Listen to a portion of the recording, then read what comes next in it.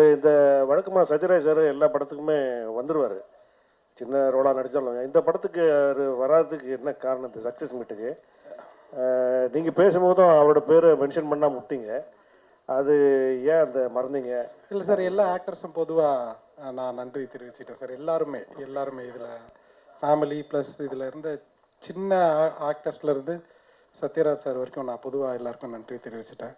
Sathyaraj sir வராததுக்கு காரணம் date issue தான் sir, வேறு எதுவும் இல்லை. அப்புறம் அடுத்த படம் ஒரு சரித்திர படமாக இருக்கும் அப்படின்னு சொல்லிட்டு காளி வெங்கட் சார் சொல்கிறாரு. ஆமாம் சார். அது என்ன மாதிரி கதை, எப்படி இருக்கும் அப்படின்னு சொல்லிட்டு சொல்ல முடியுமா? பேன் இண்டியா படமா? ஏன்னா குறுகிய பட்ஜெட்டில் ஒரு படம் எடுத்திருக்கீங்க, பெரிய படம் வாய்ப்பு ஏதாவது வந்திருக்கா இல்லை பேன் இண்டியா படமாக சார்? இல்லை, நான் இந்த ஸ்க்ரீன் பிளே முன்னாடி ஃபஸ்ட்டு அந்த பீரியட் ஃபிலிம் தான் சார் எழுதினேன். அது வந்து என்னோட ஷார்ட் ஃபிலிம் புறம்னு ஒரு ஷார்ட் ஃபிலிம் எடுத்தேன், ஒரு புறநானூறு போயம் பேஸ் பண்ண படம் அது. ஸோ கிட்டத்தட்ட அந்த போயமோட ஒரு கண்டினியூஷனாக தான் அந்த கதையை நான் எழுதினேன். ஸோ ஃபஸ்ட்டு படத்துலேயே அவ்வளோ பெரிய படம் எடுக்க முடியாதுன்றனால சின்னதாக ஒன்று பண்ணலான்னு தான் இந்த ஸ்க்ரீன் பிளே நான் எழுதினேன். அது வந்து பேன் இண்டியான்னு எனக்கு தெரியல சார். அது ஆனால் ஒரு ப்ராப்பரான தமிழ் ஹிஸ்ட்ரி கதை, அதாவது சங்கம் லிட்ரேச்சரில் நம்ம படித்த குறிப்புகள்லாம் இருக்குல்ல, ஊர் இந்த மாதிரி இருந்தது, இந்த மாதிரி உணவு முறை இருந்தது, இந்த மாதிரி துணி போட்டாங்க, இலையில துணி கட்டிக்கிட்டாங்க. ஸோ என்னென்னலாம் அதில் டாக்குமெண்ட்டாக படிக்கிறோமோ அதுக்கு பேஸ் பண்ணி கிரவுண்டடாக இருக்கும் சார். பீரியட் ஃபிலிம் ஸ்கிரிப்ட் என்கிட்ட இருக்குது. நான் இதெல்லாம் முடிஞ்சதுக்கப்புறம் நான் நெக்ஸ்ட் என்னன்னு பார்க்கணும் சார், அதான் பிளான். சார் வணக்கம், வாழ்த்துக்கள். வணக்கம் சார். வணக்கம் சார். நிறைய பேர் படம் எடுத்து வச்சுட்டு படம் வெளிவரதுக்கு ரொம்ப இடையூறாக இருக்குது, தேட்டர் கிடைக்க மாட்டேங்குது, அவங்க தடுக்கிறாங்க இவங்க தடுக்கிறாங்க அப்படின்ற புலம்பல் வந்து ஒவ்வொரு ப்ரெஸ் மீட்லையும் இருக்குது. நீங்களும் சின்ன படம் தான் எடுத்து வச்சுருக்கீங்க, உங்களுக்கு அந்த மாதிரி இடையூறுகள் ஏதாவது இருந்துச்சு சார்? ஆக்சுவலி உண்மையை சொல்லணும்னா இந்த படத்துக்கு இல்லை சார். ஏன்னா எப்படி ஆச்சுன்னா, ஃபஸ்ட்டு நான் வந்து ஏதாச்சும் ஒரு படம், ஒரு தரமான படம் எடுக்கணுன்ற ஒரு ஓட்டம் இருந்தது, அதுக்காக நாங்கள் கண்டிப்பாக ஓடணும். ஸோ படம் வந்து நான் என்ன நோட்டீஸ் பண்ணேன்னா சார், ஒரு படம் அதுக்கு தேவையான ஆளுங்களை ஆட்டோமேட்டிக்காக இழுத்துக்கிட்டே இருந்தது. இப்போ சத்யராஜ் சார் வந்து எனக்கு எட்டாத தூரமாக தான் அவரை நான் பார்க்குறேன். ஏன்னா எனக்கு அவரை நேராக தெரியாது, பேசினதில்லை. அவர்கிட்ட ஃபோன் நம்பர் வந்து கிடச்சிது, ரேண்டமாக ஃபோன் பண்ணி பேசணும். 1 hour டைம் கொடுத்தாரு, அவர் ரொம்ப பொறுமையாக தான் டீல் பண்ணார் எங்களை. ஸோ நான் போய் என்னை பற்றி நான் ரொம்ப பேசலாங்க. நான் வந்து இவங்க நாங்கள் ஏற்கனவே எடிட் பண்ணிட்டோம் இவங்க நடித்த போர்ஷனை. ஸோ அதை போட்டு காமிச்சா அவருக்கு பிடிச்சிட்டு அவர் ஓகே சொல்லிட்டாரு. வடிவேல் சாருமே அதே மாதிரி தான், அவரும் வந்து யோசிச்சார் எப்படி நான் நடிக்காத படத்துக்கு நான் எப்படி பாட்டு பாடுறதுன்னு யோசிச்சார். பட்டு நாங்கள் சொன்னோம் சார், ஒரே ஒரு பாட்டு கேளுங்க, பிடிச்சதுன்னா நீங்கள் பாடுங்க சார், இல்லைன்னா விட்டுருங்க, தொல்லை பண்ண மாட்டோம்னு சொன்னோம். கேட்டார், அவருக்கு பிடிச்சிருச்சு. ஸோ அந்த கலை வந்து அந்த ஆளுங்களை இழுத்துக்குதுன்னு நான் நினைக்கிறேன். ட்ரீம் வாரியர் பிக்சர்ஸ் வந்து அதுதான் ஆச்சு. என்னென்னா குஹன் சார் படம் பார்த்தாரு, பார்த்த உடனே அவருக்கு பிடிச்சிருச்சு. ஸோ ஆனால் இதில் வந்து ஒரு கொஞ்சம் இப்போது நான் ஏன் லக்கின்னு நான் நினைக்கிறேன்னா, ட்ரீம் வாரியர் பிக்சர்ஸ் நினச்சிருந்தா இதை விட இன்னும் கொஞ்சம் ஈஸியர் குதிரை மேலே பந்தயம் கட்டியிருக்கலாம். இது கொஞ்சம் ரிஸ்கியான குதிரை தான் இந்த படம். ஆனால் அவங்க வந்து நல்ல படத்தை சப்போர்ட் பண்ணணும்னு நினைக்கிறாங்கல்ல சார், அந்த மாதிரி எண்ணங்கள் இருக்கிற ஆட்களும் தேவைப்படுதுன்னு நான் நினைக்கிறேன். அது மிக்ஸ் ஆஃப் போத். அந்த படமும் நல்லா இருந்தது, but at the same time அதுக்கு சப்போர்ட் பண்ண நினச்ச ஆளுங்களும் எனக்கு தானாக அமைஞ்சாங்க. அதுக்கு அபிஷேக் ராஜாவுக்கு தான் நான் நன்றி தெரிவிக்கணும். அவர் தான் வந்து இதை எடுத்துகிட்டு போய் காமிச்சார் அவங்கக்கிட்ட. ஸோ எனக்கு அந்த மாதிரி அனுபவம் இல்லை. இதுக்கு என்ன டிசர்விங்கோ அது கிடச்சதுன்னு தான் நான் நினைக்கிறேன் சார். எனக்கு அநியாயமாக எங்கேயுமே எனக்கு ஃபீல் ஆனதில்லை. தேட்டர் ஓனர்ஸுமே ஃபஸ்ட் வீக் வந்து பெரிய படத்தோடு வந்தாலுமே நாங்கள் வந்து கோயம்புத்தூர் திருப்பூர்லாம் போனோம். அங்கே வந்து தேட்டர் ஓனர்ஸ் அவ்வளோ வெல்கமிங்காக இருந்தாங்க. ஐ மீன் குஹன் சார் ப்ராப்ளம் இன்னும் டீட்டெயிலாக இதை பற்றி பேசலாம். அவங்க வந்து இதுக்கு ஸ்க்ரீன் வந்து தரத்துக்கு வந்து ரொம்பவே வில்லிங்காக தான் சார் இருந்தாங்க. அது உண்மை தான். அதாவது இன்னைக்கு உள்ள ஜென்ரேஷன் வந்து பார்த்தீங்கன்னா கண்ணீர் சிந்த வைக்கிற அளவுக்கு யாரும் படம் எடுக்கிறதுக்கு முன் வர்றது கிடையாது. வெட்டு குத்து கத்தி கடப்பார் அந்த மாதிரி போயிட்டாங்க. பட் நீங்கள் வந்து ஒரு ஃபேமிலி ஆடியன்ஸ் வந்து படம் பார்த்துட்டு கண்ணீர் சிந்தி அந்த கவலையை வெளிப்படுத்திட்டு வர அளவுக்கு படம் எடுத்திருக்கீங்க. அடுத்து எடுக்கக்கூடிய படங்கள் இதே மாதிரி இருக்குமா, இல்லை வேற மாதிரி இருக்குமா? அந்த வேற மாதிரி இருக்க சான்ஸ் இருக்குது சார். ஐ திங்க் அந்தந்த கதைக்களம் அந்தந்த காலகட்டத்துக்கு ஏற்ற மாதிரி தான், அந்த களத்துக்கு ஏற்ற உண்மையான கதை எடுக்கணும்னு ஆசை சார். எனக்கு வேறு எதுவும் இல்லை. இதே மாதிரி என்னால் இப்போ இன்னொன்று பண்ண முடியுமான்னு கேட்டிங்கன்னா இல்லை. இப்போ நான் வந்து இப்போ இந்த ஹோல் சிஸ்டமை பார்க்காம நான் இதை எழுதிட்டேன். அடுத்த வாட்டி இதே மாதிரி எழுதுகிற தைரியம் எனக்கு வருமானு கூட எனக்கு தெரியல. ஸோ ஆனால் எது பண்ணாலும் அந்த களத்துக்கு உண்மையாக எடுக்கணும்னு நான் நினைக்கிறேன் சார், வேறு எதுவும் இல்லை. அண்ணா வணக்கம்.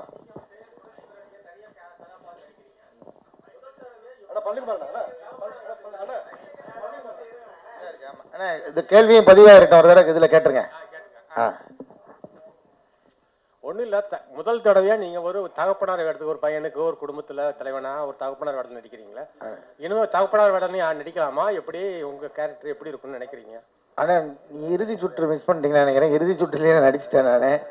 அப்போ அவங்களுக்கு 20 வயசு ஹீரோயின், அவங்களுக்கு அப்பாவாக நடித்தேன். நான் அதான் நிறைய படம் அப்பாவாக நடிச்சிட்டேனே. அப்புறம் வந்து நம்ம அநீதியில் ஒரு கைண்ட் ஆஃப் அப்பாவாக இருக்கும், மெர்சலில் ஒரு பையனுக்கு அப்பாவாக நடித்தேன்.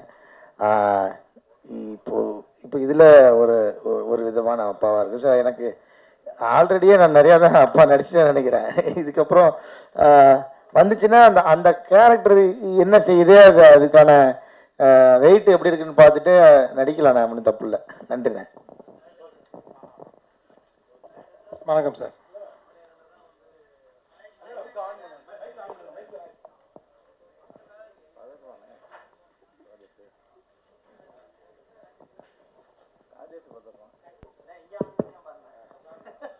சார், தூய்மை பணியாளராக வந்து அவர் காளிவெங்கட் நடித்தார். அதுக்கப்புறம் ஆட்டோ டிரைவராக மாறி வராரு.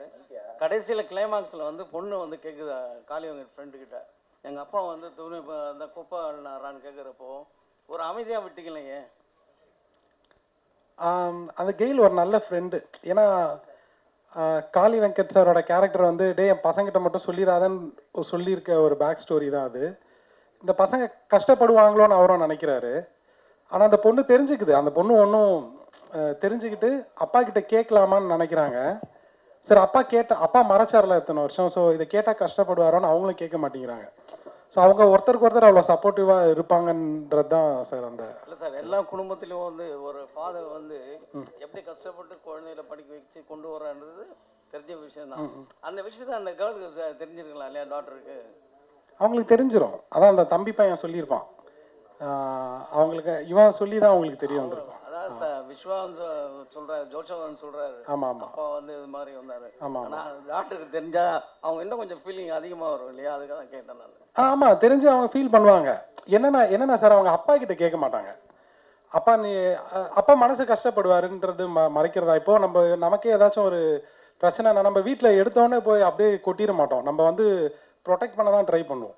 ஸோ அந்த மாதிரி அவங்க ப்ரொடெக்ட் பண்ண ட்ரை பண்ணுறது தான் அது. அப்படி தான் அந்த கேரக்டர். இப்போ நானாக இருந்தால் அப்படி தான் நான் சொல்லியிருப்பேன். இப்போ எனக்கே சும்மா நான் ஏதோ ஒரு வயிற்று வலியோ இல்லை ஹாஸ்பிட்டல் போகிற மாதிரி இருந்தால் எடுத்தோடனே நான் அம்மா கிட்ட சொல்ல மாட்டேன், பயந்துருவாங்க அவங்க. ஸோ ஒருத்தருக்கு ஒருத்தர் ப்ரொடெக்ட் பண்ணுறது தான் அது, வேறு எதுவும் இல்லை sir. Okay sir, thank you sir. Direct sir, இங்கே தக் லைஃபோட மோதுனீங்க. ஆமாம் சார். தக் லைஃபே இன்னும் சக்ஸஸ் மீட்டு இது பண்ணலை.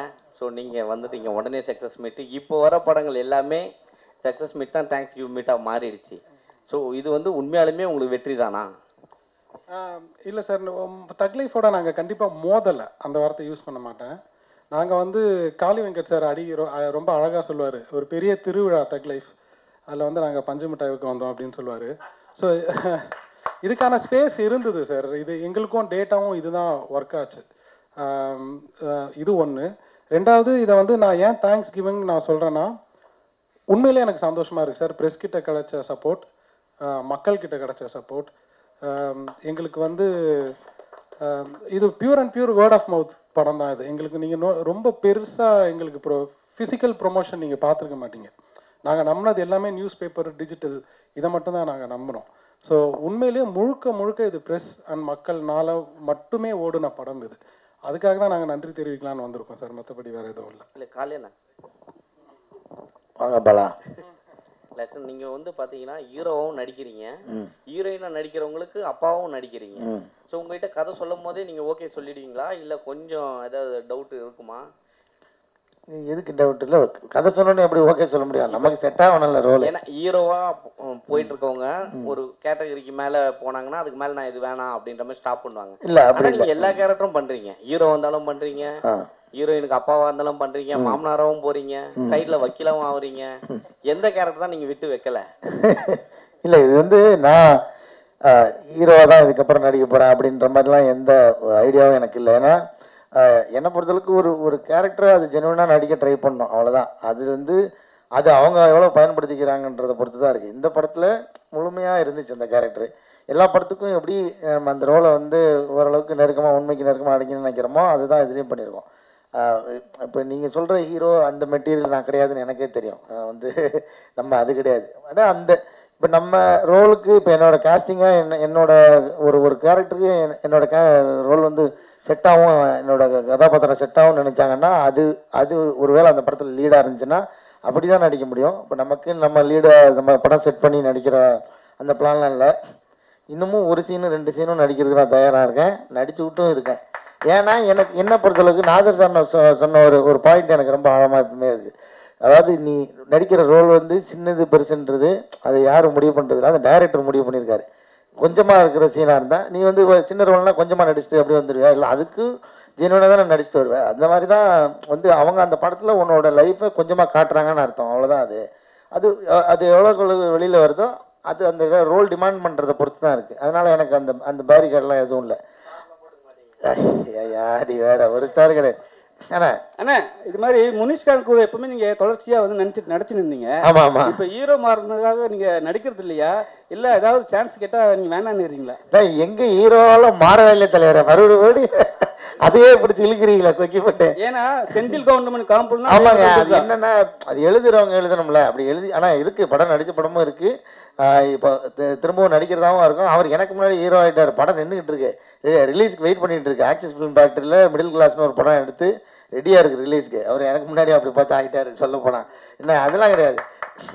நாங்கள் 2 பேரும் சேர்ந்து நடிக்கிறது என்னென்னா அந்த காம்போ வந்து ஆக்சுவலாக எங்களால் வந்து ரொம்ப நெருக்கமாக இயல்பாக நடிச்சிட முடியும். காரணம் வந்து சினிமாவில் எங்கள் முகம் தெரிகிறதுக்கு முன்னாடி தான் நாங்கள் நண்பர்கள். நாங்கள் வந்து இங்கே இதே அருணாச்சலம் ரோட்டில் அந்த டீ கடையில் எல்லாம் ஒன்றா காலையிலேருந்து சாயந்தரம் வரைக்கும் வந்து கடலை போட்டு உட்காந்துட்டு இந்த டைம் தான் அது. அங்கே அப்போ இருந்தே வந்து அவர் பழக்கன்றதுனால எங்களுக்கு ஸ்க்ரீனில் ஒரு நடிகர், அவர் ஒரு நடிகர், நம்ம ஒரு நடிகர்ன்றதே இருக்காது. அந்த 2 பேருக்குமே அந்த எண்ணம் இருக்காது. அதனால ரொம்ப இயல்பாக வந்துடும். அது ரொம்ப இல்லை இடைவெளிலாம் ஒன்றும் இல்லை தலைவரே. அவர் நடித்த படங்கள் நான் நடித்த படங்கள் ஒன்றா வரல, அவ்வளோதான். வரும், நிச்சயமாக வரும். அண்ணே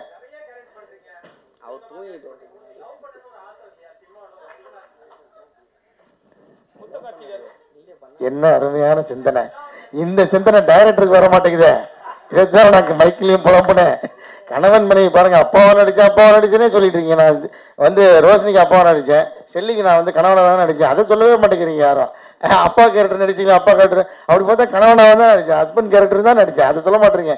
காரணம் என்னன்னா இவர் அந்த மாதிரி சீன் வைக்கலைங்க. நான் என்ன பண்ணுறது, ஒரு அந்யோன்யமாக கணவன் மனைவி இருக்கிற மாதிரி சீன் வச்சா தான் நடிக்க முடியும். நானும் எப்படி நடிக்க முடியும் சார்? ஆர்டர் இல்லை. ஆனால் நீங்கள் சொன்ன மாதிரி நெருக்கமான காட்சிகள், ரொமான்ஸான காட்சிகள் நடிக்கணும்னு எனக்கு நிச்சயமாக ஆசை இருக்குது.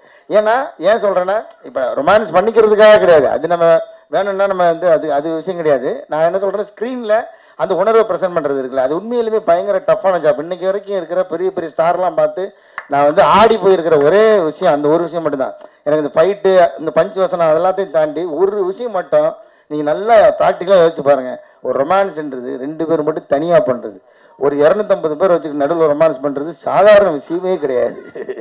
நீங்கள் சொல்கிற மாதிரி அது ஆக்சுவலாக பெரிய தண்டனை. எல்லாரும் முன்னாடி உட்காந்துட்டு ரொமான்ஸ் பண்ணுற மாதிரி ஒரு தண்டனை எதுவுமே கிடையாது. அதை நான் இப்பயும் நான் பார்த்து எல்லா ஸ்டாரும் பார்த்து நான் பிரமிக்கிற ஒரு விஷயம் என்னென்னா, இத்தனை கூட்டத்துக்கு மத்தியில் எப்படிப்பா ரொமான்ஸ் பண்ணுறீங்க? ரொமான்ஸ்ன்றது ஒரு தனிப்பட்ட முறையில் இருக்கும்போது வர்றதாச்சு. அதை கொண்டு வர்றதுக்கு அந்த உணர்வு அது உண்மையாலுமே பயங்கர சவாலான விஷயம். அந்த சவாலுக்கு நானும் தயாராக தான் இருக்கிறேன். ப்ரொடியூசர்ட்ட கொடுங்க. ப்ரொடியூசர்ட்ட தலைவங்கிட்ட கொடுத்தாங்க. இல்லை, சமீபத்தில் பார்த்தீங்கன்னா தலைவனே போயிட்டு ஒரு தனியார் சேனலில் பேசியிருந்தாங்க. சில படங்கள் வந்து விமர்சனம் பண்ணுறதுக்கு அமௌண்ட் கொடுத்து பண்ணுறாங்க அப்படின்னு சொல்லிட்டு. இது சின்ன படம், இது நியாயமாக வெற்றியாக கூட இருக்கலாம். பட் ஆனால் இந்த கருத்துக்கு என்ன சொல்கிறீங்க? இல்லை என்ன கொஸ்டின் கேட்குறீங்க? பெய்ட் ரிவ்யூஸ் இருக்கான்னு கேட்குறீங்களா? ஏன்னா இப்போ நம்ம படம் வச்சுங்க, நார்மலான ஒரு யதார்த்த கதை கொடுத்துருக்கீங்க. பட் ஆனால் வெளியே பேசும்போது இந்த மாதிரியான காசு கொடுத்து அவங்க ப்ரொமோஷன் பண்ணுறாங்க அப்படின்ற ஒரு டாக் போகுது இல்லை. ஸோ இதை பற்றி என்ன நினைக்கிறீங்க? இல்லை, ஆக்சுவலாக எனக்கு இந்த படத்தில் எங்கள் அனுபவம் நான் சொன்ன மாதிரி எப்படி ஆயிடுச்சுன்னா, ப்ரெஸ்ஸு சப்போர்ட் பயங்கரமாக கிடச்சிது ஃபஸ்ட்லேருந்தே. அதுக்கப்புறம் மக்களோட வேர்ட் ஆஃப் மவுத் தான் இருந்தது. டாப் ரிவ்யூயர்ஸ் ரிவ்யூ பண்ணலை, அது நான் ஒத்துக்கிறேன். ஆனால் ஏன் பண்ணலன்ற ரீசன் எனக்கு தெரியாது. இல்லைங்க வேலை பார்க்குற இது நல்லா இருக்காதுல்ல, அது கரெக்டாக இருக்காது. ஆமாம் ஆமாம், இல்லை தப்பாக தெரியும். ஆனால் டிஸ்கஷன் பண்ணலான்னு நாங்கள் பிளான் பண்ணோம். ரோஷினி மேடம், லாஸ்ட் கேள்வி ஹீரோயின் கேட்கலாம்ல? சொல்லுங்க. இல்லை கண்ணம்மால பயங்கரமாக ஒரு ட்ரோல் ஆயிடுங்க, நடந்து போயிட்டே இருந்தீங்க, சார்பட்டா அதில் நிறுத்துனாங்க, இப்போ திரும்பவும் ஸ்டார்ட் பண்ணியிருக்காங்க. புரியல எனக்கு என்ன. நீங்க கண்ணம்மால பேக் எடுத்துட்டு வெளியே போனீங்க தெரியுமா, அது ரோடோட காமிச்சு, அது பயங்கரமா ஒரு ட்ரோல் ஆச்சுல. அதுக்கப்புறம் இது ட்ரோல் ஆயிட்டு இருக்கு, அதை பாத்தீங்களா? ட்ரோல் ஆயிட்டு இருக்கா? ஆமா, நீங்க போற மாதிரி. அப்படிங்களா? சந்தோஷம் தான். ஏன்னா நீங்க எடுக்கிற சூசிங்கான ஸ்டோரிஸா இது பண்ணிட்டு இருக்கீங்க. இப்போ அடுத்தடுத்து யார் கூட பண்ணிட்டு இருக்கீங்க? இப்போ அடுத்து வந்து விஜய் சேதுபதி சாரோட மூவில ஒன்று பண்ணியிருக்கேன், தலைவன் தலைவியில பண்ணியிருக்கேன். ஸோ அது அடுத்த மாதம், இன்னும் டேட் சொல்ல. ஸோ அதுவும் அடுத்து இருக்கு. இன்னும் நிறைய கதை கேட்டுட்டு இருக்கேன். ஸோ இந்த மாதிரி ஒரு பியூட்டிஃபுல்லான ஸ்டோரிக்கு வந்து அடுத்து வெயிட் பண்ணுறேன். சரியா? Thank you so much press and media. ஏற்கனவே சொன்ன மாதிரி